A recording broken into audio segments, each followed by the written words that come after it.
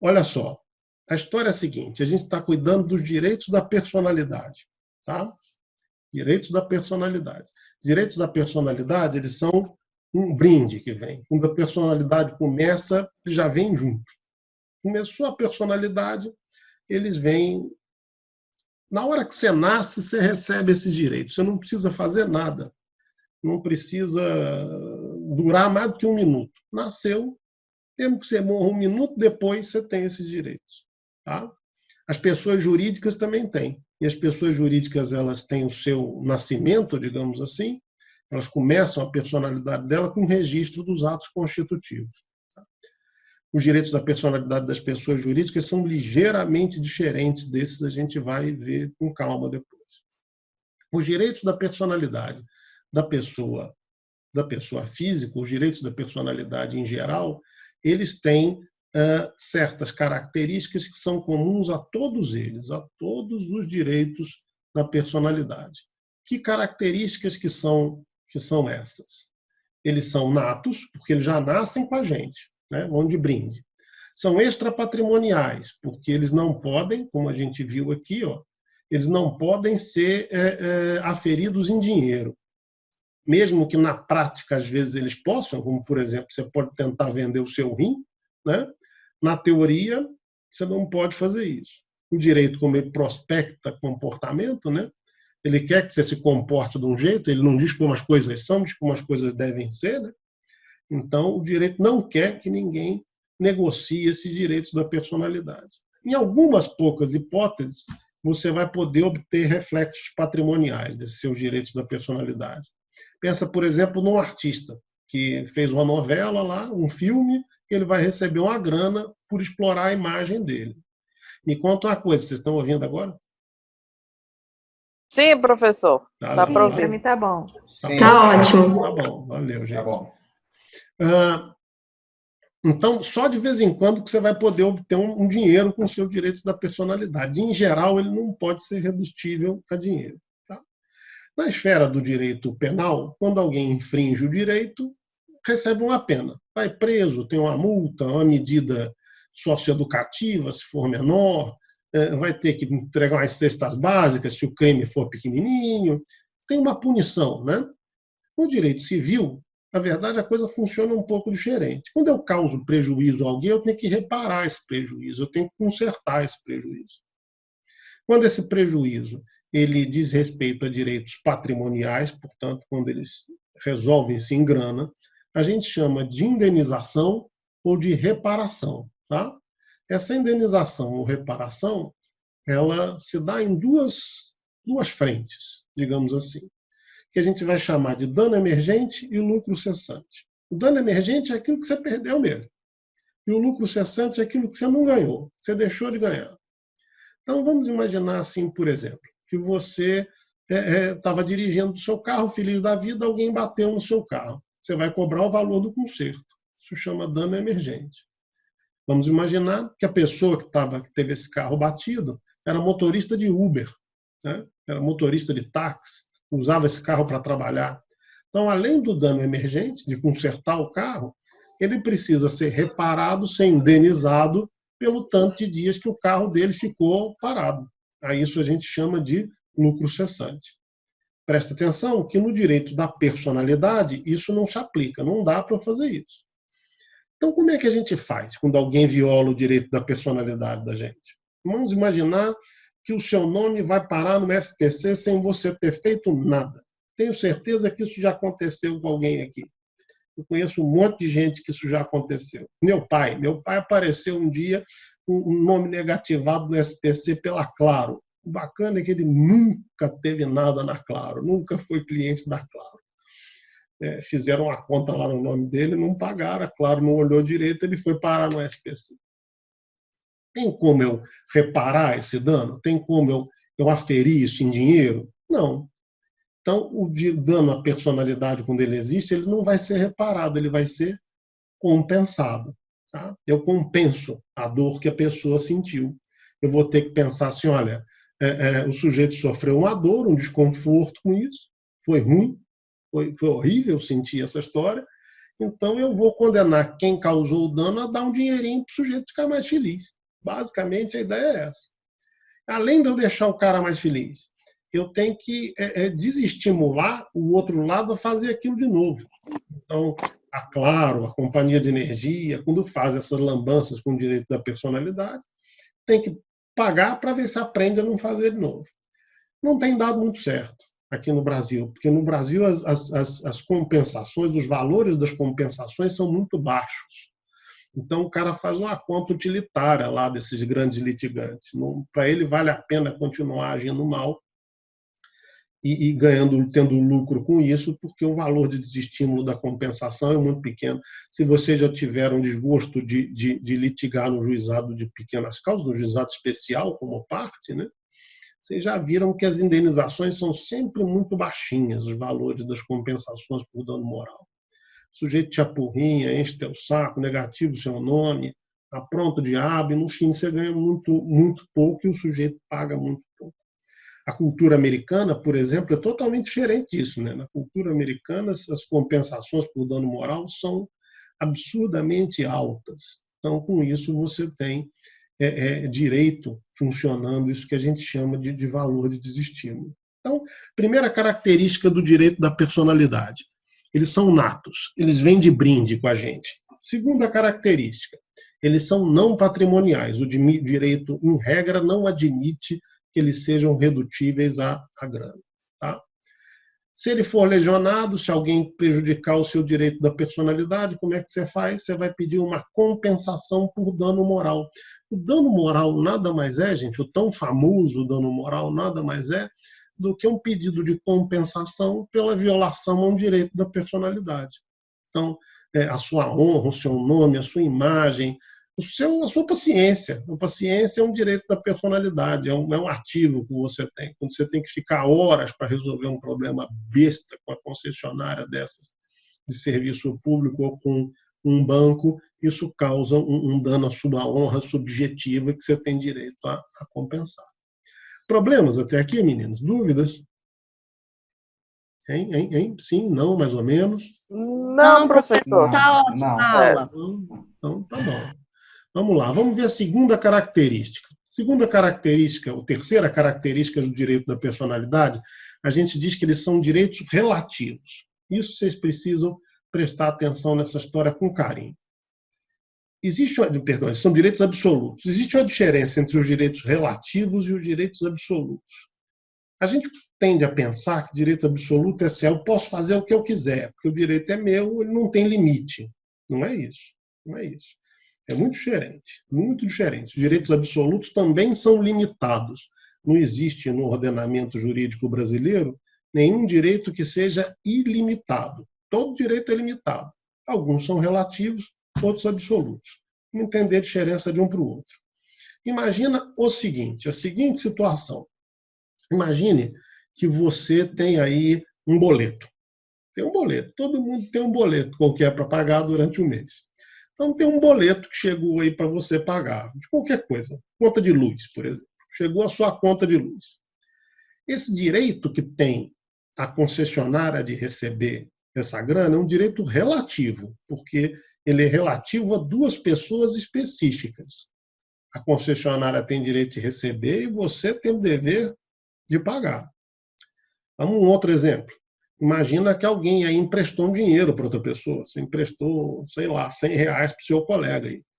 Você tem direito de receber e ele tem o dever de pagar. Você não pode cobrar de outro sujeito, você só pode cobrar dele. Isso a gente chama de direito relativo, porque ele é relativo a duas pessoas específicas. Agora vamos pensar diferente. Imagina o seguinte: você é proprietário do seu computador, do seu telefone, onde você está assistindo essa aula. Você tem um direito de propriedade sobre esse bem. De quem é o dever jurídico? Me conta aí. No direito de propriedade, seu proprietário, quem é que é o titular do dever? A gente viu que a todo direito corresponde a um dever. Me conta aí. Hein? Ninguém arrisca? Estou esperando. Poderia repetir novamente aí a pergunta? Olha só. A todo direito corresponde um dever, João. Todo direito corresponde a um dever, não existe direito sem dever. Tá? Então, você tem direito de propriedade sobre determinada coisa. Por exemplo, eu tenho direito de propriedade sobre o meu celular. Tá? Quem é que tem o dever? Que dever é esse e é de quem? Porque num direito de crédito, eu tenho direito de receber e o credor tem o dever, e o devedor tem o dever de me pagar. Então, se eu te empresto R$ 100, você tem o dever de me pagar. Como é que funciona essa dinâmica com direito de propriedade, gente? Pensa aí. Ninguém arrisca? Por exemplo, você é proprietária desse cachorro aí. Quem é que é titular do dever? Como é que funciona o dever? Alguém pode pegar a sua propriedade e ir embora, sair correndo com ela? Desculpa, professor. Não.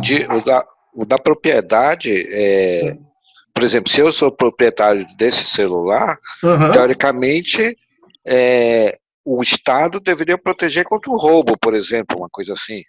Não, na verdade, mas isso é um outro direito. Vamos chegar antes da história do roubo. Olha só, se eu tenho direito de propriedade, todo mundo tem o dever de não perturbar a minha propriedade, né? O Estado ele tem que me proteger na hora que alguém viola esse dever. O sujeito que rouba está violando o dever de abstenção frente à sua propriedade. Né?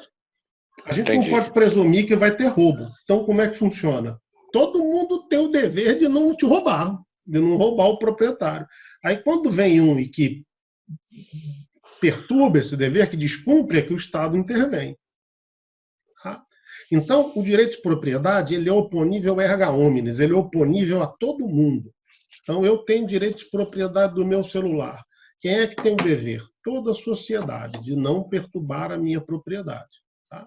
É assim que toca a banda. Então, a gente diz que os direitos de crédito são direitos relativos, porque eu tenho duas pessoas, um credor e um devedor que eu sei quem são. Os direitos de propriedade são direitos absolutos, porque eu tenho o dono do direito e todo mundo do outro lado que não pode perturbar esse direito. Eles são oponíveis a toda a coletividade. São, portanto, direitos absolutos. Vamos aqui para o gráfico, que eu acho que talvez fique um pouco mais fácil. Olha lá. Professor, uma dúvida. Duas? Desculpa. Nada. Uma dúvida. Por exemplo, o direito à propriedade é um direito absoluto, mas existem aquelas situações que o Estado pode utilizar dessa minha propriedade. Né? Verdade. Aí a gente diz o seguinte, que o direito é absoluto, mas ele não é ilimitado. Não existe mais, no ordenamento brasileiro, pelo menos, direito ilimitado. No direito romano, o direito à propriedade ele era absoluto e ilimitado. Ninguém podia bulir com a sua propriedade. No direito brasileiro, todos os direitos são limitados. Então, o seu exercício vai ter que ter um limite qualquer. A gente diz que ele é absoluto porque, olha só, ele, ao invés de ser oponível a uma única pessoa, a um único sujeito, como direito relativo, ele é oponível a toda a coletividade. Toda a coletividade tem o dever de não turbar a sua propriedade. Pegando aqui o que você tinha falado há pouco, o que limita os direitos absolutos? O direito da personalidade, assim como a propriedade, também é absoluto. Eles são limitados pelos direitos difusos, pelos direitos coletivos e pelas necessidades da ordem pública, que é essa história que você falou, que o Estado pode intervir na sua propriedade de vez em quando para determinadas coisas. Tá? Problemas? Deu para pegar a diferença de um para o outro, gente?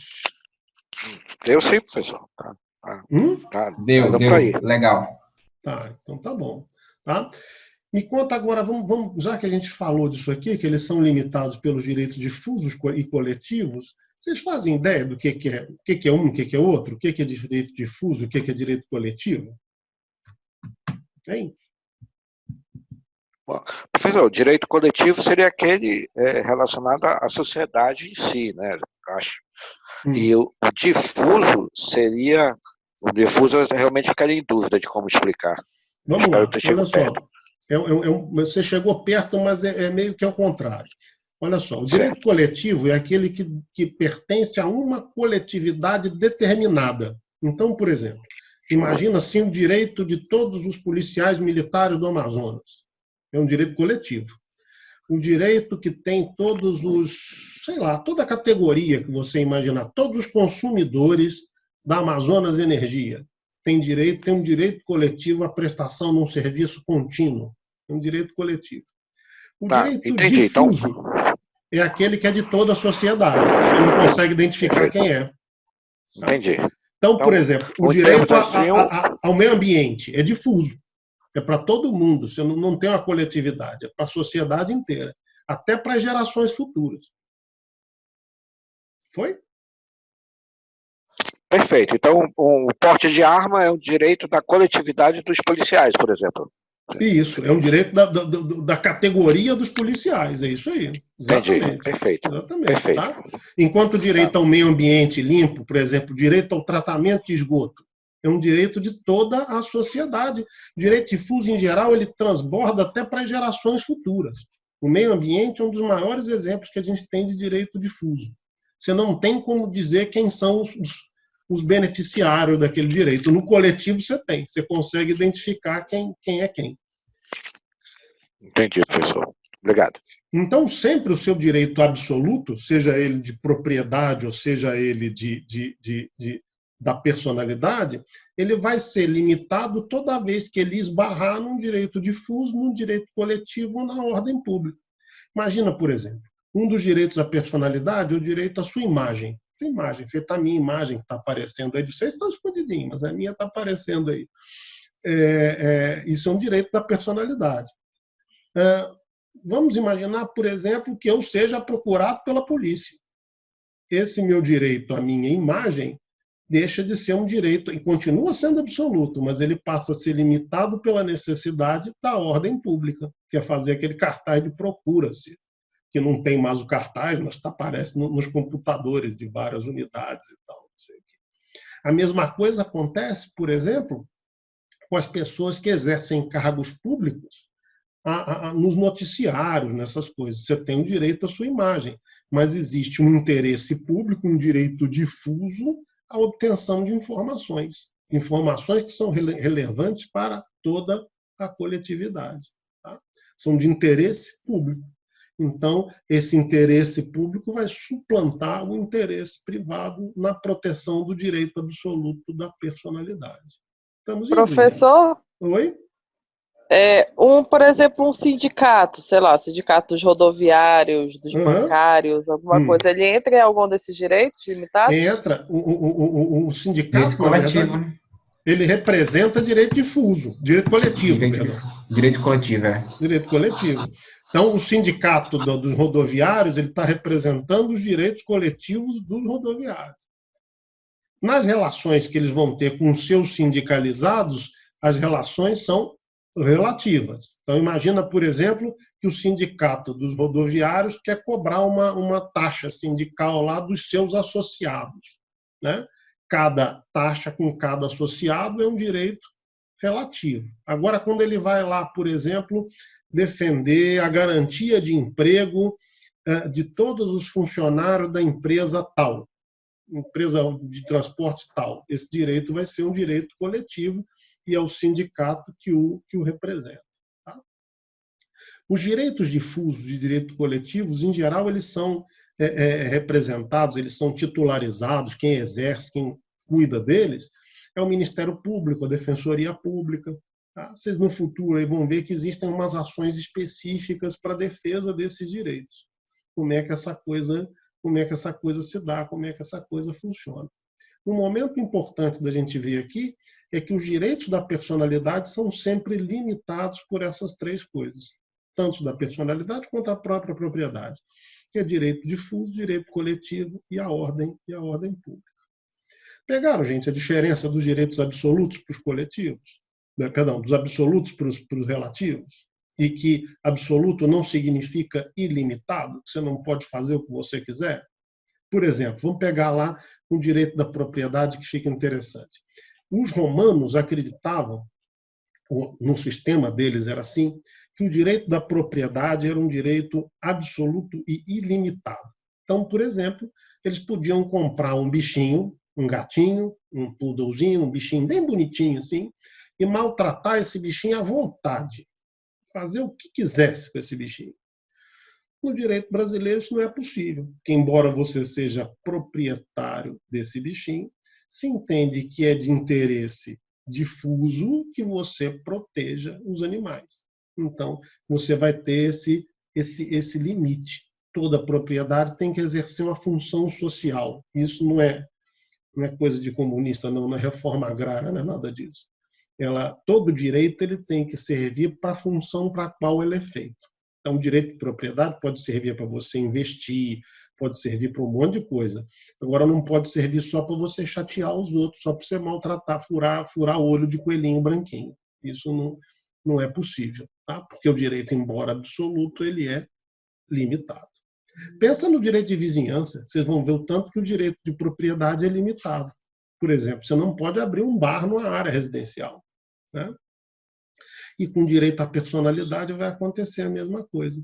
Por exemplo, imagina assim, isso era um problema que tinha muito na justiça, por sorte a jurisprudência pacificou, resolveu essa história. Está sendo filmada lá uma reportagem qualquer dessas que a gente vê sendo filmada na rua todo dia. O cara está lá mostrando um engarrafamento e tal. O negócio está tão ruim trancado em casa que eu estou até com saudade de engarrafamento, para te falar a verdade. Mas imagina que o cara estava lá filmando engarrafamento e tal, e aí passa atrás um papagaio de pirata aquele povo que adora aparecer na televisão. Em princípio, a televisão não poderia veicular, não poderia mostrar a imagem dele sem autorização dele, porque isso é um direito da personalidade. Só que esse direito ele não é ilimitado, ele tem que atender à função que o direito criou para ele. É mais importante a informação do que esse direito da imagem do cara que passou ali na rua por acaso. Tá? E aí, meninos? Problemas, estamos indo, está difícil, está fácil, vocês estão entendendo, não estão? Tá legal. Tá legal? Então tá bom, vamos nós. Dúvidas? É meio esquisito esse negócio de videoconferência, mas pode perguntar, viu? Continua incluído no preço, mesmo sendo mais complicado. Vamos entender o seguinte, como é que a gente defende esses direitos? O direito relativo, se ele for violado, você vai à justiça e pede para o juiz condenar o cara a cumprir o que ele devia ter cumprido e não cumpriu. Então, se você, por exemplo, bateram lá no seu carro, aquele exemplo lá do início, você vai pedir para o juiz condenar o sujeito a te pagar um dinheiro. No caso dos direitos absolutos, a gente tem duas técnicas. Primeiro, que a gente chama de tutela específica, que está previsto no artigo 536 do Código de Processo Civil. O que é isso? O juiz dá um jeito de acabar com a violação, tem que acabar com a violação, não tem reparação em dinheiro, vai acabar com a violação. E a outra que a gente chama de inversão do ônus do processo. Quer dizer, você preventivamente manda acabar com a violação e depois acerta, depois vê o que faz. São as famosas liminares, tá? Que são as duas técnicas que a gente tem de defesa dos direitos absolutos. Eu sempre me esqueço de uma coisa que a gente vai ter que ver, eu deixei até um textinho com isso, mas eu acho que vocês não devem ter visto. A gente precisa entender como é que é a sistemática do ordenamento jurídico brasileiro.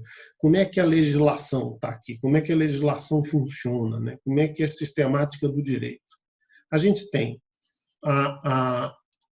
no ápice do nosso ordenamento jurídico, lá em cima, no nosso triângulo, a Constituição Federal. Depois, abaixo dela, a gente vai ter as leis ordinárias. Elas são ordinárias porque elas são comuns, não é porque elas são vagabundas, que elas não valem nada. As leis ordinárias e as leis complementares. A diferença de lei ordinária para complementar é só o quórum, quer dizer, a quantidade de deputado que você precisa para aprovar a lei. Abaixo dessas leis ordinárias e complementares, a gente vai ter os decretos, que nada mais são do que a regulamentação dessas leis. A gente tem essa estrutura na esfera federal, então a gente tem a Constituição Federal, leis federais ordinárias e complementares e decretos federais. E a gente vai ter essa estrutura nos estados. Cada estado da federação tem uma Constituição, tem suas leis ordinárias, suas leis complementares e seus decretos. Tá? A competência do que a União legisla e o que os estados podem legislar, ela está estabelecida na Constituição Federal. Vocês devem estar acompanhando agora na imprensa a confusão danada a respeito da competência, se é da União ou se é do Estado, para essas medidas restritivas de movimentação, né? A briga do Dória com o Bolsonaro, se é para trancar todo mundo em casa, se não é, de quem é a competência para tratar disso. O Supremo diz que é dos Estados. O Supremo é o último intérprete da legislação brasileira, então, enquanto ele diz que é dos Estados será. Tá? Cada Estado tem a sua... Ô, professor. Oi. Presente. Já aproveitando esse assunto aí, por exemplo, essa questão de você privar a liberdade, já não interfere no direito absoluto? Interfere. E segundo a justificativa para a gente ficar dentro de casa, a gente tem que ficar dentro de casa porque o direito é absoluto, mas não é ilimitado, e a gente está dentro de casa por um confronto com um direito difuso, que é o direito à saúde, né? Se todo mundo sair de casa, segundo consta, você vai ter uma contaminação maior, e para a garantia da ordem pública. São as duas justificativas para essa... Não é nem quarentena, né? A gente não está em quarentena, nesse isolamento social em que a gente se encontra hoje. É verdade essa história, é uma gripezinha, não é? Para o direito isso não interessa. Você tem lá uma estrutura de dever ser, uma estrutura legal, as normas, as coisas estão sendo feitas dentro da legalidade, obedecendo essa estrutura. Se assim é válido e a gente tem que fazer o possível para cumprir. A gente não pode esquecer o seguinte, que o contrário do direito é a barbárie, né? O contrário do direito é a lei do cão, é cada um por si. E eu nunca vivi num mundo assim, não, espero não viver, porque deve ser muito, muito, muito ruim. No direito, na verdade, quando a gente cria uma sociedade regulada pelo direito, a gente combina que determinadas pessoas vão fazer as leis, outros vão fazer com que as leis sejam cumpridas, e a sociedade como um todo respeita essas leis, pelo menos na sua grande maioria. Professor? Né? Oi? Essa lei do cão, entre aspas, aí que o senhor citou, seria como se fosse, por exemplo, um estado de sítio hoje? Não, esse estado de sítio ele não foi declarado ainda, mas se for declarado, ele está previsto na Constituição. O que eu falo aí que é a lei do cão, que é a desgraça, é a briga de todo mundo com todo mundo, é a ausência do direito. Você não tem direito, você não tem autoridade que regulamente nada, é cada um por si. Eu espero não viver num mundo desse nunca. Não quero viver no estado de sítio também não, mas se eu tiver que escolher entre a desagregação social, cada um por si, o estado de sítio, eu ainda prefiro o estado de sítio, embora ele seja muito ruim. Mas a gente, como sociedade, combina uma coisa que o nosso direito vai ser assim. Isso não tem inspiração divina, não é sagrado. A hora que esse direito não for conveniente mais desse jeito, a gente, como sociedade, pode combinar e trocar essa história. Não queremos mais esse direito, não. A gente não quer mais ser uma república, a gente quer ser uma monarquia. Pronto, nós vamos arranjar um... Professor, oi. Uma dúvida. Por exemplo, o Supremo acabou de decidir sobre a competência dos estados. Uhum. Sobre aquele fato daquela senhora ser agredida e levada à força devido ao problema lá da pandemia. Então, isso torna legal essa situação, o Estado pegar a pessoa que estava parada lá na praça e levar presa. Olha, já que o Supremo decidiu. Não. O Supremo decidiu que os estados eles podem regulamentar a questão do lockdown, né? Dessa. Que eu saiba, nenhum estado até agora tornou esse isolamento social obrigatório. Existe uma legislação muito polêmica no nosso ordenamento jurídico, que ela permite a internação compulsória de pessoas doentes. A internação na marra de quem está doente com algum tipo de problema ligado à droga ou problema mental. Tá? A gente tem uma legislação que permite isso. Eu não gosto dessa lei, pessoalmente, não acho que ela foi oportuna, mas ela foi aprovada e ela existe.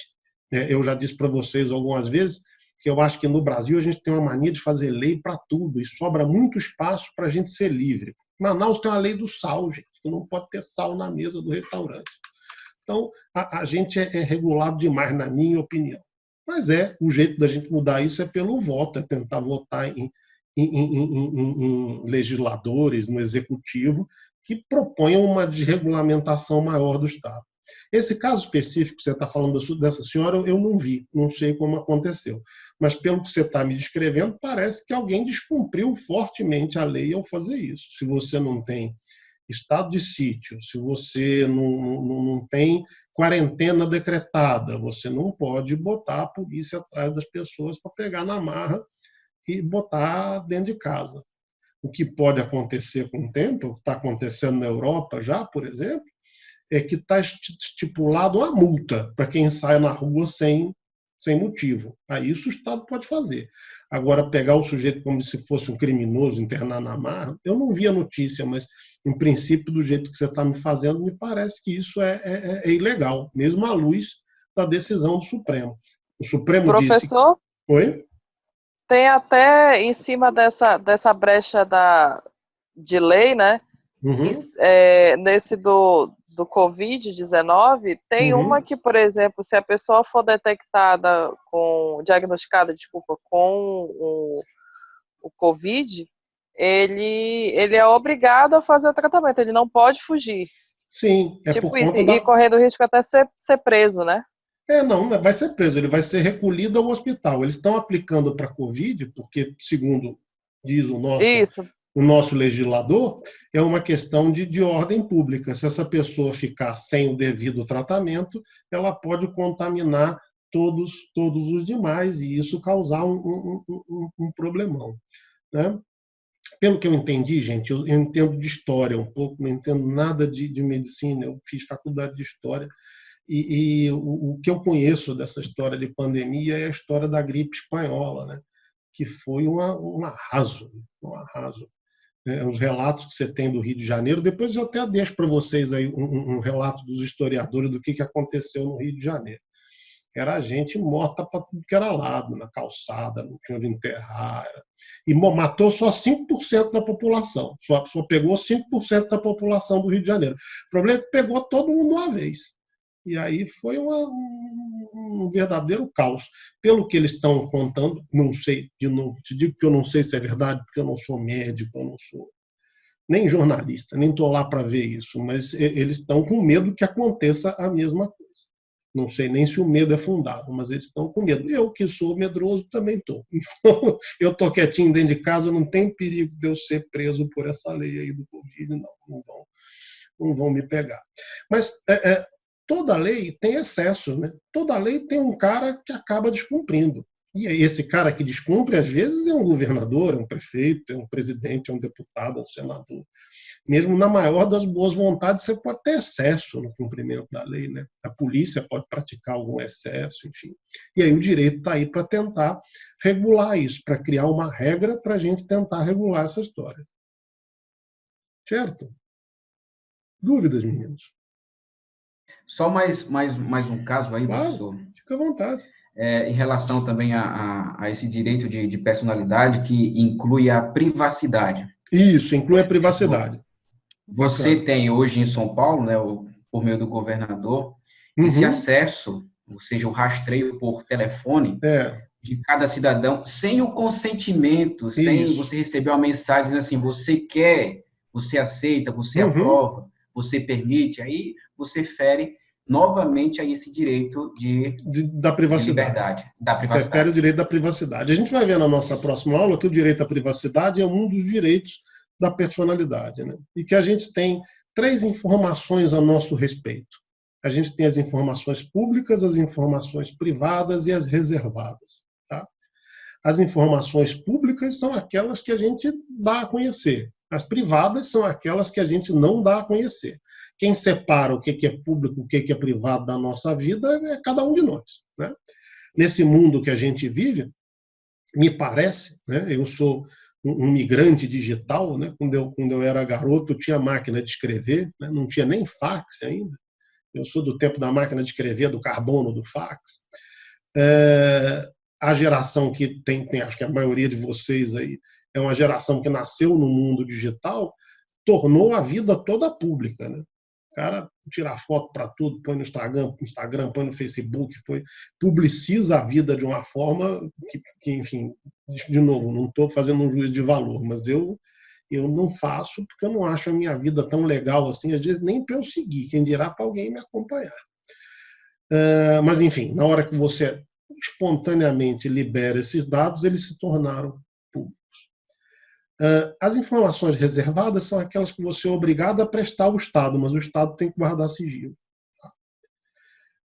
Bom, essa história do telefone aí, eu acho que isso é um desvio. O Supremo vai ter que descobrir essa história aí. Quais são esses dados que estão sendo coletados?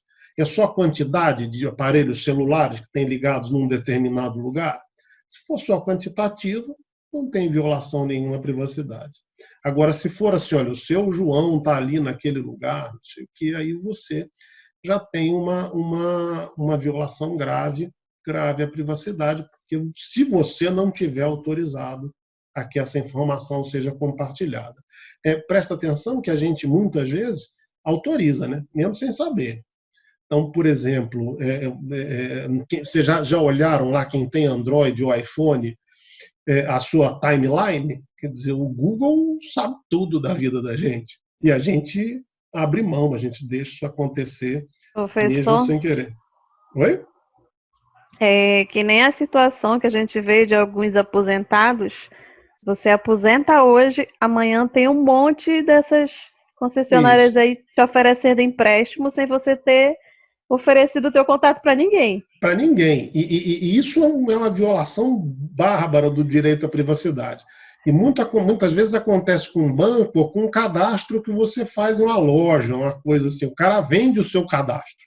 Isso é uma violação terrível ao direito de privacidade que a gente normalizou. A gente acha que tudo bem, mas não é não. Isso é contra o direito brasileiro, inclusive. Essa história de que você entra em tudo que é loja, que é outra violação à privacidade. Você entra numa loja qualquer e vai fazer uma compra, você não está pedindo crédito para o cara, você não está pedindo nada, ele fala assim, seu CPF. Seu CPF. Para que ele quer meu CPF? Está pago, o que ele quer saber disso? É minha informação que eu não quero dar para ele. Naquele momento eu julgo que ela é privada, não sou obrigado a publicizar. Eu acho muito irritante você pagar uma conta em dinheiro, o cara pedir o CPF. Geralmente eu invento um número qualquer, só de birra, só de implicância. Porque eu não acho que é violação à privacidade. Mas a violação à privacidade na nossa sociedade, principalmente vocês que são mais jovens, é legal vocês pensarem nisso, a gente banalizou, a gente permitiu na sociedade da informação, a gente abriu mão espontaneamente da nossa privacidade em troca do Gmail, em troca, sei lá, de um sorteio. Você vai, aqueles cupons que você preenche para participar de um sorteio, se comprar não sei quanto no posto. Outro dia tinha um negócio desse no posto Atem, aqui, você tinha que preencher tudo. Aí, se você olhar a letrinha miúda atrás ali daquele cupom, você está autorizando o cara a compartilhar aqueles seus dados, não sei o quê. Enfim. Então, a gente tem que tomar muito cuidado com essa história. Na história lá dos celulares, se ele estiver fazendo só o rastreio quantitativo, sem dizer quem está onde, na boa, problema nenhum. Se ele estiver tomando conta de quem está onde, a coisa complica bem. Tá? A gente, até o meados do século... Essa violação de privacidade aqui no Amazonas, São Paulo também, acho que vários estados, ela é disfarçada de nota fiscal amazonense, né? Exatamente. Que você vai ganhar um troço, cara, quer CPF para ter desconto? Não quero. Quero desconto nenhum, não. Me enche. E no final é um desconto, assim, uma coisa besta, um negócio que não vale a violação da sua privacidade, não vale essa exposição aos meus olhos, enfim. Né? Porque eu sou de uma geração que tem um certo apreço à privacidade. A geração mais nova não tem tanto assim, é só você abrir qualquer rede social que você vê como é que as coisas funcionam. Cuidado com as redes sociais, que elas podem enrolar vocês de vez em quando. Então, imagina, por exemplo, que você, quando for casar, principalmente, você é casado ou casada E aí você vai contar a história, que você não pode dar pensão, que você é muito pobrinho, não sei o que, o sujeito abre lá e só vê você viajando para a Europa, viajando para os Estados Unidos, tá no saldo. Não tem chance de você se dar bem numa ação dessa, porque você abriu mão da sua privacidade e você apresenta sinais externos de riqueza. E aí, nesse tipo de demanda, você está perdido. Tá? Se essa situação da contaminação de fato se agravar e chegar no ponto aí que as pessoas mais pessimistas estão dizendo que pode acontecer, aí de fato você vai ter estado de exceção, quer dizer, você vai suspender os direitos constitucionais através do estado de sítio, e se isso acontecer, a ordem pública e o direito difuso vão prevalecer sobre o direito à privacidade. Aí não tem escapatória para a gente. Tá? Bom, problemas até aqui? Mais alguma dúvida? Mais alguma ponderação no tema? Pode fazer, tá? Estamos na boa. Não? Sim? Bom, então tá bom. Eles ficaram caladinhos, é que não deve ter. Estão me ouvindo? Faz com o dedinho assim, pelo menos? Sim. Sim, pronto. Sim. Agora a gente vai ver o seguinte, os direitos à personalidade são imprescritíveis. O que é esse palavrão? O que é isso, imprescritível? Tem certos direitos que você perde, ou você perde a oportunidade de usar, perde a oportunidade de exercer, se você não exercer num prazo de tempo. Então, por exemplo, um município. O município ele cobra um imposto sobre a propriedade, o IPTU. Ele tem que cobrar o IPTU, se você não pagar para ele, em até 5 anos. Se ele não cobrar em 5 anos, depois ele não pode cobrar mais. O direito existe, mas ele não pode mais exigir. Lembra que a gente viu lá atrás? Que uma coisa é o direito, outra coisa é a pretensão, que é a exigibilidade do direito. Tá? Depois de 5 anos, o município não tem mais exigibilidade, não pode mais cobrar o IPTU depois de vencidos 5 anos. Várias dívidas vão ter prazos diferentes, que você não vai poder cobrar mais. Tem um monte de direitos que tem esse mecanismo. Se você não exerce ao longo do tempo, você perde o direito de exercer esse direito. A isso a gente chama de prescrição. O direito à personalidade é imprescritível. Quer dizer, você não perde esse direito nunca. Se o sujeito pegou aqui a sua imagem e fez com a sua imagem alguma coisa que te causou dano moral, por exemplo, fez um meme, está na moda agora, fez um meme assim que te ofendeu e tal coisa, você não tem limite de tempo para obrigá-lo a desfazer. Tá? Você vai poder obrigar o cara a desfazer isso, mesmo que se passem muitos e muitos e muitos e muitos anos. Vocês já ouviram falar num negócio que andou na moda aí também, mas parece que foi esquecido, por irônico que seja, que é o chamado direito ao esquecimento? Responde aí, já ouviram falar do direito ao esquecimento? Não. Não? A história é a seguinte, imagina que um dia... Nunca ouviram falar? Olha só, imagina que um dia alguém cometeu um crime. O cara cometeu um crime há 30 anos atrás. Tá? E ele cumpre a pena dele, ele fica preso esse tempo todo e sai, teoricamente, com a dívida dele paga com a sociedade. Está paga. A dívida dele está paga, ele já está preso, ele cumpriu a pena, zerou a nota. E ele continua aparecendo para a sociedade o tempo inteiro como criminoso. Na hora que você google lá, aparece o cara como criminoso. É como se você não tivesse direito nunca a quitar a sua dívida. Você nunca tivesse direito a mudar de comportamento com relação à sociedade. Com a internet, como as coisas ficam para sempre, né? Não tem limite de espaço, não é feito um jornal que saiu em papel, o jornal sumiu, acabou, aquilo fica no Google para a vida inteira, as pessoas passam a ter o que a gente chama de direito ao esquecimento. Existem muitas ações contra o Google para que o Google tire determinadas informações, porque você tem direito a que elas sejam esquecidas. Então, imagine, por exemplo, que você um dia aí saiu na faculdade, depois da aula, tomou todas, bebeu mais do que devia e fez um vexame qualquer, assim, fez um discurso pelado em cima da mesa do bar, ou alguém filmou e pôs na internet. Aí daqui a 10 anos você está concorrendo a uma vaga no emprego, a uma vaga num concurso público, você está concorrendo a uma vaga de desembargador, e aquele negócio continua a vida inteira te perseguindo. Você tem direito a exigir que aquilo seja tirado das redes, que aquilo seja tirado do Google. Você tem direito ao esquecimento daquilo que você fez. Tá? Obviamente que esse direito não se aplica se você for um criminoso procurado. Né? Se é um criminoso procurado, você está ali ainda não foi pego, não cumpriu sua pena, você não vai poder alegar o direito ao esquecimento. Tá? Agora, fora isso, você pode alegar esse direito ao esquecimento. Você tem direito a ser esquecido, você tem direito a ser deixado em paz, que é uma coisa difícil no nosso mundo de hoje. Ok? Só uma pergunta. 2. Esse direito de personalidade, ele tem essa abrangência universal? Não, todo direito ele vai variar de acordo com o ordenamento em que ele é criado. Então, os direitos à personalidade no direito brasileiro funcionam de um jeito, no direito americano funciona de outro. Tá?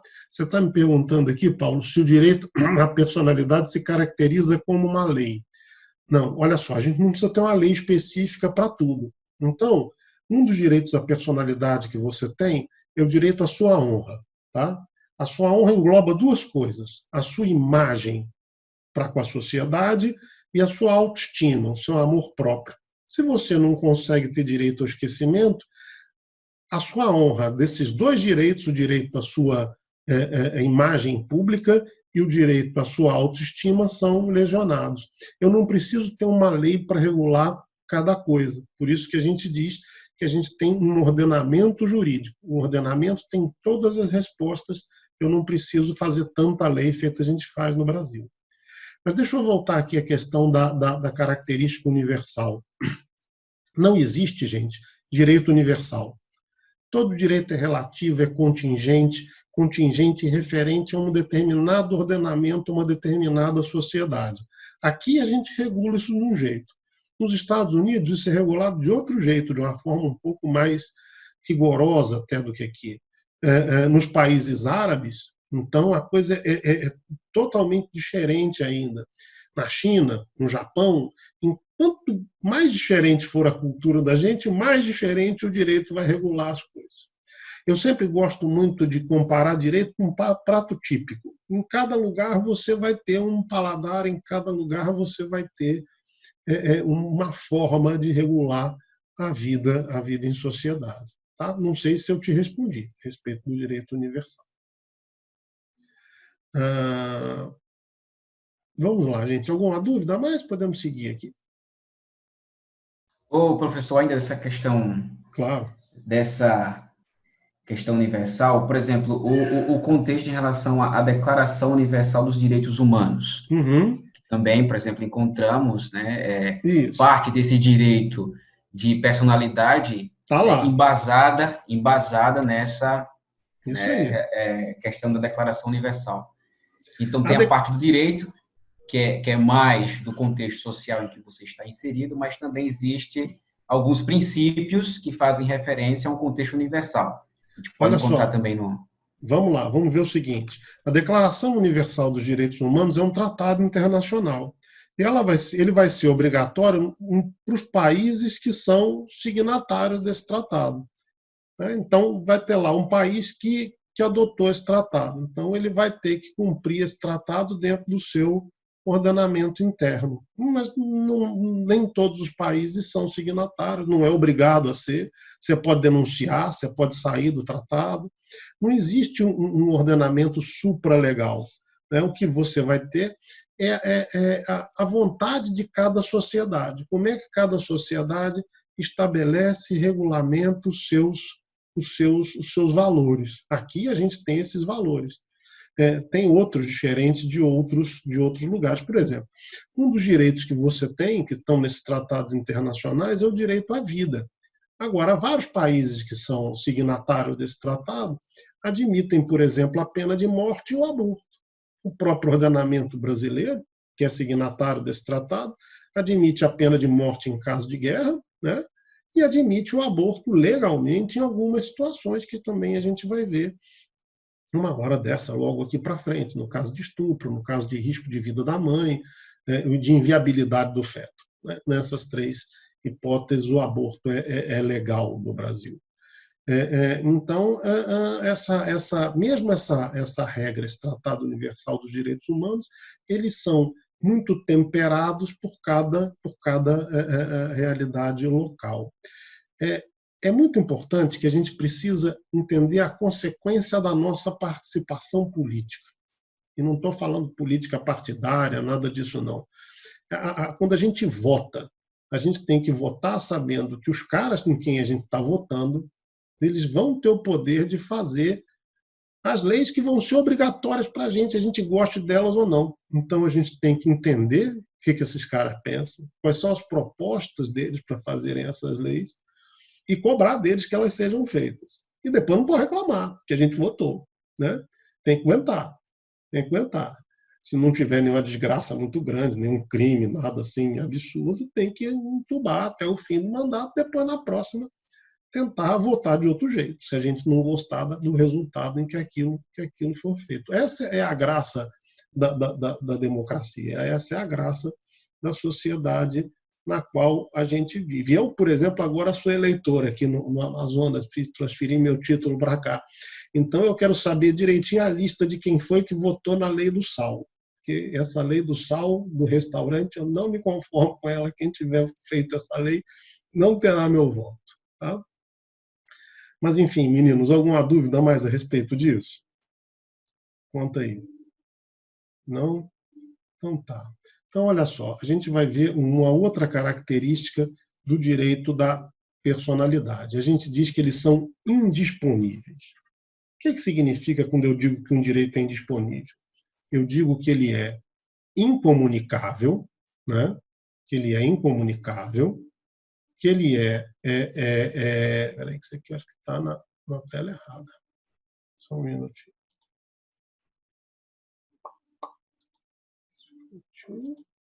Pronto, agora está certo. A gente diz que ele é incomunicável, impenhorável, intransmissível e irrenunciável. O que significa o direito de ser incomunicável? Vamos imaginar a seguinte situação. Duas pessoas se casam com o que a gente chama de regime da comunhão universal de bens. Tudo que era dos dois, de cada um, passa a ser dos dois. Então, os patrimônios se comunicam. Os patrimônios passam a ser um só. Os patrimônios. O direito da personalidade não é patrimonial, portanto, ele não se comunica. Ele não é comunicável. Você não vai ter que dividir com os outros. Vamos pensar num exemplo mais contemporâneo. Que esse casamento da comunhão universal, ninguém casa assim mais. Quem tem menos de 70 anos e casou, já não casou por esse regime de bens. Mas vamos pensar a seguinte situação. Puseram o seu nome no SPC sem você estar devendo. Eu falo sempre esse exemplo porque ele é o mais corriqueiro, menos dolorido, que acontece toda hora aqui na nossa realidade jurídica. Puseram o seu nome no SPC sem você ter feito nada. Você tem direito a uma compensação pelo dano moral que você sofreu. Vamos imaginar que você vive em união estável. Você vive numa união estável. Numa união estável, tudo que você adquire depois da união se comunica. Metade é de um, metade do outro. Essa compensação pelo dano moral não se comunica, porque ela decorre de um direito da personalidade, e os direitos da personalidade são incomunicáveis. Então, o seu companheiro, o seu cônjuge, casado contigo pela comunhão parcial, que é o regime legal hoje, não terá direito à metade desse dinheiro que você vai receber dessa ação de dano moral. Tá? A gente diz que eles são impenhoráveis. Impenhoráveis quer dizer que eles não podem responder pelas suas dívidas. Você tem uma dívida, o seu patrimônio responde pela sua dívida. De novo, como os direitos da personalidade não são patrimoniais, são direitos não patrimoniais, eles não respondem, não podem responder pelas suas dívidas. eles são intransmissíveis. Quer dizer, você não pode ceder definitivamente o seu direito da personalidade totalmente, definitivamente, para outra pessoa. E ninguém herda. Não tem como herdar direito da personalidade. Então, eu não posso herdar o nome de alguém, eu não posso herdar a honra, eu não posso herdar nem o corpo, nem a liberdade, nada disso. Não há como eu herdar isso. E, por fim, eles são irrenunciáveis. E essa questão da irrenunciabilidade dos direitos da personalidade, ela vai trazer para a gente uma questão muito, muito, muito delicada, que é a questão da morte, né? Que a gente vai também ver em seguida. Como é que funciona o direito que você tem de morrer? Se você tem direito a renunciar ao seu direito à vida. Não, você não tem. O suicídio não é crime, porque você não teria como ter um criminoso, né? Se deu certo, não tem. O sujeito morreu, não pode ser punido. Um crime no Brasil é induzimento ao suicídio. Crime não é você pular do prédio. Crime é a galera que fica embaixo gritando pula, pula, pula. Isso é crime no direito brasileiro. Mas você não pode renunciar ao seu direito à vida. Então, por exemplo, você não pode, se você tiver uma doença muito ruim, uma doença terminal, tiver ali, que não tem jeito mais, você não pode chegar lá e pedir para o médico te dar uma injeção, te matar, abreviar a sua vida de alguma forma. Isso no direito brasileiro não pode. No direito de outros países, pode, embora esses países sejam signatários também da Convenção Internacional dos Direitos Humanos. Então, a gente tem essa história aqui. Tá? A gente não pode renunciar a esse direito. A gente diz que eles são irrenunciáveis. Vamos lá, olha só. Você poderia citar um exemplo de como é possível ceder o nosso direito da personalidade para outro de forma parcial? Mole, tem um monte de exemplos. Olha só, vamos imaginar que você vai doar o seu rim para o seu irmão. Seu direito ao corpo é um direito da personalidade. Você está cedendo ele de forma parcial. Você está cedendo só o rim e a legislação especificamente autoriza você a fazer isso desde que você não venda. Você é uma modelo internacional. A Gisele Bündchen ficava naqueles pôsteres enormes pelo mundo inteiro. A imagem dela é um direito da personalidade dela. Ela cede para uso parcial para aquela empresa que a contrata para isso. Alguém que tem um nome muito famoso, que empresta esse nome para ser uma marca, por exemplo. Não sei, agora não me ocorre, mas tem tanta marca assim que a gente vê, né? Que o cara diz, isso aqui é do fulano. Sei lá. Hoje eu aprendi uma coisa bacana, que eu descobri que a Melita, que é o café, né? Café Melita, a Melita, que é o coador de café, é o nome da alemã que inventou esse troço. Então, era um direito da personalidade que ela converteu numa marca para o uso dela e da família. Então, a gente tem situações em que, parcialmente, eu não abro mão do direito, mas eu cedo ele durante um lapso de tempo ou para sempre, no caso da doação de órgãos, porque a lei assim exige. E te respondi. Hein, Paula? Foi? Sim, não? Entendeu? Bom, acho que sim. Então, a gente diz o seguinte, que esses direitos eles são irrenunciáveis. Eu não posso largar eles para lá, não posso abrir mão deles de jeito nenhum. Quais são os direitos à personalidade que estão previstos na Constituição? A gente vai ter um monte no Código Civil, mas a gente vai ter alguns na Constituição. O primeiro deles é o direito à vida, né? Se você não tiver direito à vida, não há como se falar em direito à personalidade. Todo o resto é besteira. A primeira coisa que precisa ter é a garantia da sua vida. Sem vida, nenhum outro direito faz sentido. Se o cara está morto, não tem direito. Você tem direito à sua integridade física. E você veja como o Brasil é um país complicado. O direito ele só precisa proibir aquilo que acontece, né? E só precisa obrigar aquilo que as pessoas não fazem. Você não precisa proibir uma coisa que ninguém quer fazer. Você não precisa obrigar uma coisa que todo mundo quer fazer. Você não precisa fazer uma lei obrigando as pessoas a comerem. Não precisa. Não tem jeito, né? no Brasil, a gente tem um artigo, um inciso do artigo 5º da Constituição, que proíbe a tortura. Então, isso significa que é um país onde a prática da tortura ainda existe, que eu preciso proibi-la. Então, a integridade física ela engloba a proibição da tortura. Se vocês pararem para pensar nisso, diz um pouco a respeito da gente enquanto sociedade. Um país em que eu preciso proibir a tortura é uma coisa complicada. Bom, a integridade física, além disso, ela vai transbordar para uma porção de questões a respeito do tratamento médico, que a gente às vezes não para pensar nisso, né? Tem um monte de questões a respeito de tratamento médico. Como a gente falava agora há pouco, se você pode ser obrigado a se tratar. Se, por exemplo, eu nunca sei, não é maldade não, mas eu sei que tem uma religião que impede a transfusão de sangue. Se você pode, nesses casos, fazer a transfusão sem que o sujeito consinta. Se você pode fazer, por exemplo, a amputação de um membro sem ter necessidade disso. Isso parece maluco, mas tem um movimento nos Estados Unidos que chama movimento dos wannabe, quer dizer, eu quero ser. É um movimento de gente que quer amputar uma parte do corpo, um dedo, um braço, uma perna.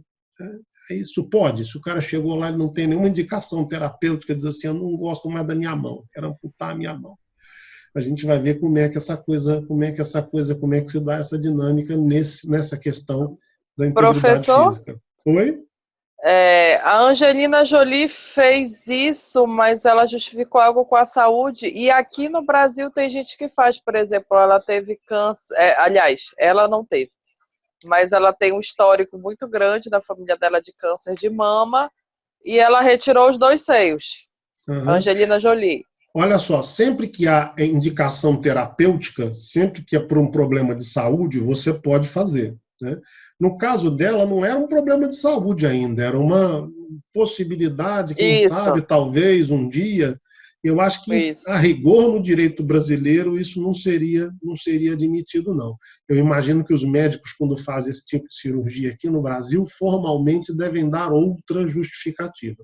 Por exemplo, você não pode, teoricamente, sob pena de violar a integridade física, fazer nenhuma diminuição permanente do seu corpo que não tenha indicação terapêutica. Então, vamos imaginar, por exemplo, quem tem o nariz grande. Estou nem chegando a nada mais polêmico. A pessoa é nariguda, quer fazer uma cirurgia para diminuir o nariz. O único jeito de fazer isso é o médico dizer que existe uma indicação terapêutica, que aquela pessoa tem problema de respiração, tem ronca, vai ter que contar a história, não pode ser meramente estética. A mesma coisa com as cirurgias de redução de seios e coisas assim.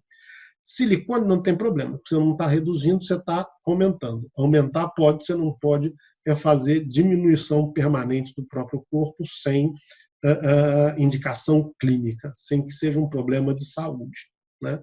Isso é assim no Brasil.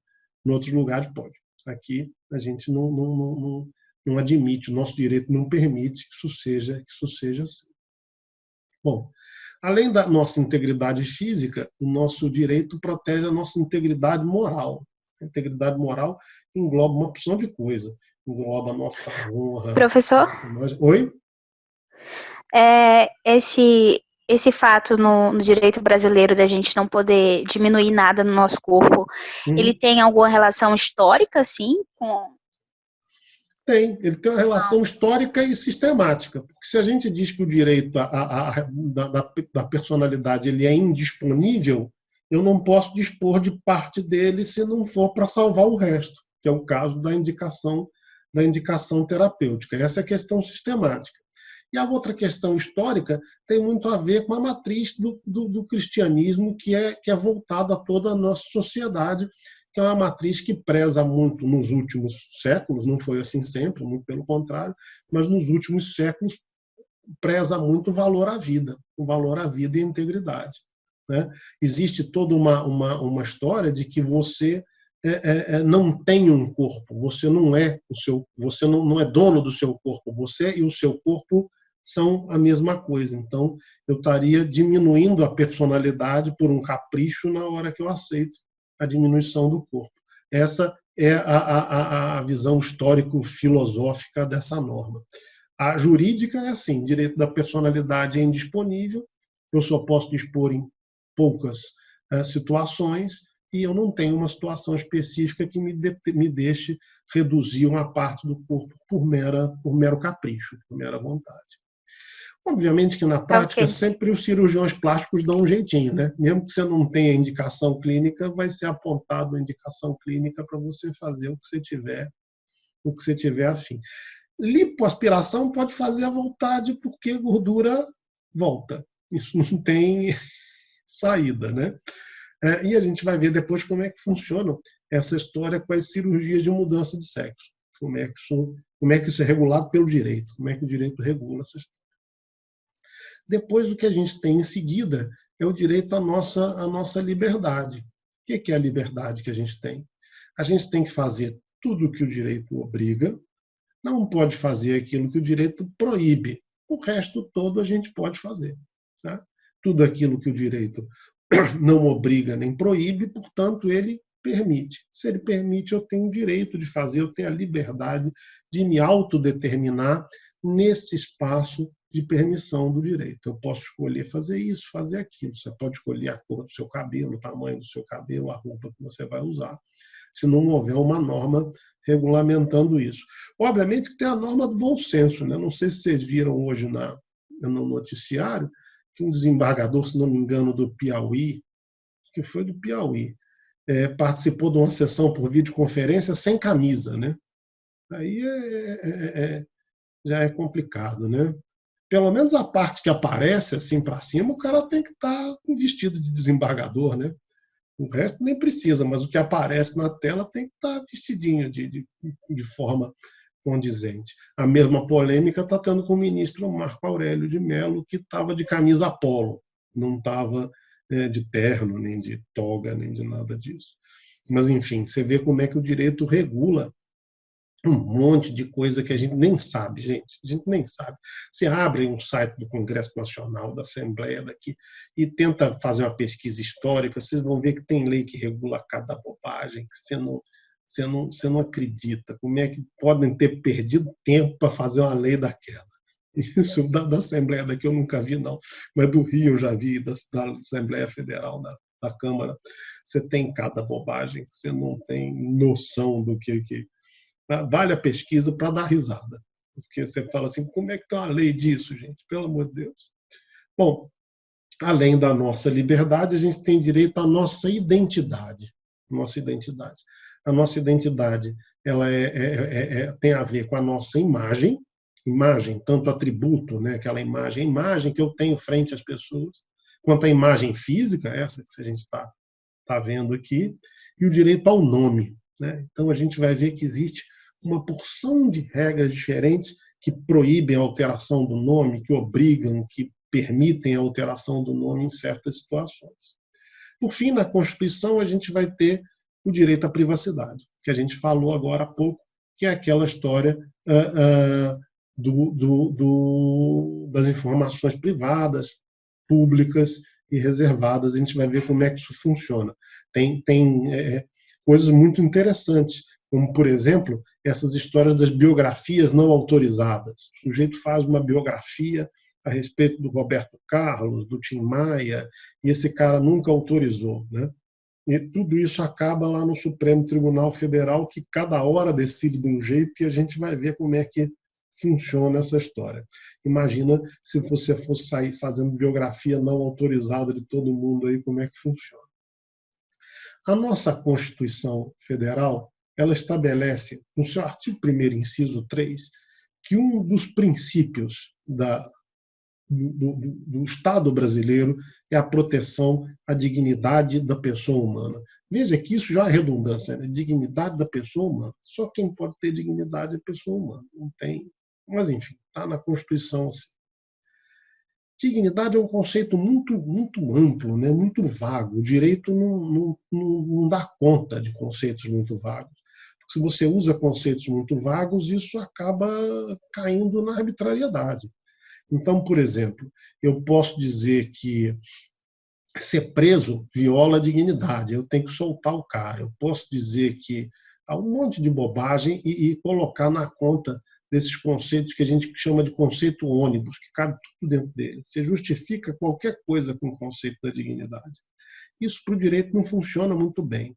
Então, como é que a gente vai aquilatar a proteção à dignidade? A proteção à dignidade ela é feita pelo respeito aos direitos da personalidade, que são totalmente individualizados. Esses direitos são individualizados, eu sei exatamente que direito é cada um desses, dos direitos à personalidade, e eu, protegendo os direitos à personalidade, por via correlata, protejo a dignidade humana. Os direitos à personalidade estão no Código Civil, não estão na Constituição. Então, a gente tem os direitos sobre o corpo, o direito ao nome, à imagem, à honra e à vida privada. Tá? E são esses direitos que serão o foco do nosso estudo na próxima aula e acho que na outra ainda. Nos nossos próximos 2 encontros, a gente vai tratar dessa história. Ok? Dúvidas, crianças? Hein? Sim, não? Dúvidas, problemas? Não, quem cala consente, então. Estão todos bem, entenderam tudo, uma gracinha. E eu preciso agora o seguinte, que vocês leiam o nosso texto, deem uma olhada. Eu deixei esses slides lá no RM da faculdade, mandei para o WhatsApp, para o grupo do WhatsApp, tenta ler isso. Durante a semana, se não for no horário da aula, se estiverem lendo, tiverem alguma dúvida, assistindo às aulas em vídeo, tiverem alguma dúvida, manda pelo grupo do WhatsApp que eu respondo na boa assim que possível. Tá? Bom, você já leu, João Paulo. O que você achou dos textos? Gostou? Eu vou botar mais uns aí essa semana. A Maria Celina ela é uma grande entusiasta dessa história aí dos direitos da personalidade. Ela é muito coerente, é uma pessoa muito coerente a respeito disso. O texto, ele decorre, ela não usa muito esse termo, direito de personalidade, mas usa muito o termo da dignidade Isso. humana, e ela vai decorrendo de quais são os... Porque, como você falou, o conceito, ele é muito amplo, e para o direito fica uma coisa meio que, se você não entrar nessa parte que é do direito de personalidade, fica muito difícil você conceituar e ter muito claro a ideia de dignidade na sua mente. E fica muito difícil de você dar efetividade a ele e abre muito a brecha para a arbitrariedade. Que a gente tem que entender que a gente precisa controlar os nossos juízes também. Quem controla os nossos juízes são os legisladores na medida que fazem as leis. É o sistema de freio e contrapeso. O juiz controla o legislador que controla o juiz, né? Para a gente poder não ter nenhuma ditadura de um nem de outro. A ideia é mais ou menos essa. Tá? Então é isso, gente. Tenta ler esses textos, tá? Eu vou botar mais alguma coisa, vou passar mais alguma coisa para vocês. Esses slides já estão aí. Essa aula da gente aqui agora, eu só vou dar uma limpadinha aqui nela e vou pôr lá no canal do YouTube também, se vocês quiserem rever, tá? Professor, Oi? Depois que eu casei, eu perdi o direito da minha propriedade, ou seja, que eu não tenho nem a chave da minha casa. O da liberdade, o da liberdade foi pro saco, entendeu? E o da tortura, tudo. E o da tortura nessa quarentena eu subo até em telhado para consertar goteira. Ou seja, eu já vi como é que essa história, como é que é o telhado. Eu nunca lavei tanta louça na minha vida. Eu acho que se fizer de torcer pano, eu já dei 2 voltas ao mundo. Pois é, então tá tudo sendo violado, entendeu? Não, tá complicada a vida aqui. E deixa eu te contar uma coisa, a gente faz isso por opção. Né? A gente chega lá e escolhe, se eu quero fazer isso, vai entender, né? Verdade, eu não mando mais nem na minha garagem. Pois é. Para manter a ordem. Para manter a ordem pública, isso aí, uma ordem privada dentro de casa, desobedece, para você ver só como é que a ordem acaba no mesmo minuto. Vocês não fazem mais que a obrigação de vocês. Olha aí, ó. Tá vendo? Apareceu logo uma procuradora para defender. Pois é, ó, tá vendo? Tá, crianças, foi um prazer estar aqui com vocês. Mesmo que a gente fez semana passada, mais do que 1 hora e pouco nessa videoconferência, fica muito chato. A gente vai fazendo desse jeito, vai levando dessa forma, tá? Depois eu mando o link para a semana que vem, na próxima quarta-feira, no mesmo horário. tá? E eu vou passar, como eu fiz essa semana, o material um pouco antes para vocês darem uma olhada. Quando eu tiver noção melhor de como é que vai funcionar essa DG de vocês, aí a gente conversa no grupo e eu explico melhor na semana que vem, tá? Lembra a história do paper, que vocês têm que entregar até dia 1º, tá? Tem que mandar para o meu e-mail, sobre um daqueles 2 temas que estão nos exercícios. A Luciviana queria que eu desse 6 temas para você. 2 tá bom, né? Não sei se vocês vão ficar na dúvida. Vocês escolhem entre 2, que fica mais legal. Tá muito simplesinho, já tá tudo feito ali, tá? E o paper vale 7, eu tenho que dar mais 3 pontos de outra coisa, né? Eu vou dar uns 10 no paper, não vou fazer isso não, tá? Então vai ser de 0 a 10. Professor. Tá? Obrigada, professor. Menos coisa para vocês fazerem, menos coisa para eu corrigir, fica todo mundo mais feliz. Obrigada. Tá bom? Professor, só me tira uma dúvida de novo no paper, que eu sempre esqueço. O assunto dos exercícios, mas também tem o assunto do justnaturalismo, positivismo, neopositivismo. Aí a gente tem que escolher um desses 2, né? Exatamente, é isso aí. Pode escolher um deles 2. Beleza. Tá? Aí, só relembrando, tem que relacionar o justnaturalismo, positivismo e neopositivismo com o quê? Com as dimensões do absoluto e do relativo dos fundamentos que está lá no texto da Antígona e do Mercador de Veneza, que eu passei para vocês. Beleza, obrigado. Tá? Alguma outra dúvida, crianças? Não? Então tá bom. Muito obrigado pela presença, boa noite. Vão dormir direitinho, cuidado com o engarrafamento na hora de ir para casa. Tá? Professor? Valeu, gente. Oi, estou aqui. Rapidinho. É porque eu fiquei com uma dúvida quando o senhor falou sobre, tipo, a mudança de gênero de algumas pessoas. Como que isso entra? De certa forma, a pessoa, tipo, ela fere o seu próprio direito, pessoal ou não? Tipo, porque ela fica uma situação complicada, né? Tipo, a questão da mudança de gênero. Olha só, a mudança de gênero no Brasil ela só é legal se houver indicação terapêutica. Por isso que você tem toda uma regulamentação que precisa ter uma equipe médica para aferir se de fato existe uma condição que se chama disforia de gênero. Quer dizer, a pessoa se vê como uma coisa e é outra. Só quando é diagnosticada a disforia de gênero, por indicação terapêutica, é que você pode fazer esse tipo de cirurgia. Tá? Ela não pode ser feita por capricho, assim, eu vou ali, vou fazer isso e tal. Não dá, não. Tem todo um processo de você tem que ter um laudo de uma equipe médica, onde você tem endocrinologista, clínico, cirurgião, psiquiatra, para poder entender se de fato existe essa disforia de gênero ou não.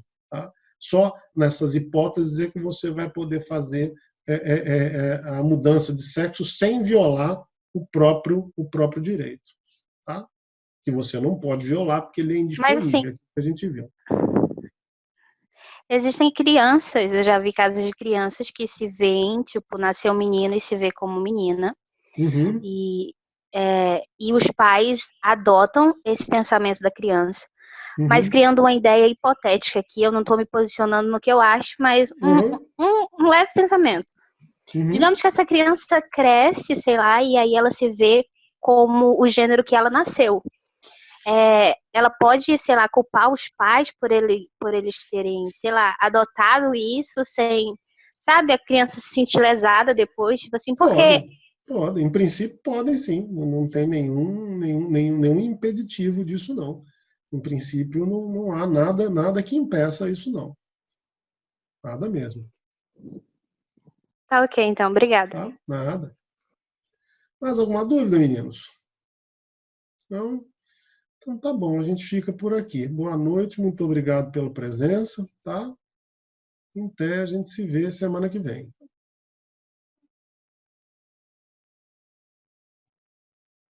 Tchau, professor, boa noite. Tchau, boa noite. Tchau. Tchau, professor, boa noite. Boa noite, meninos.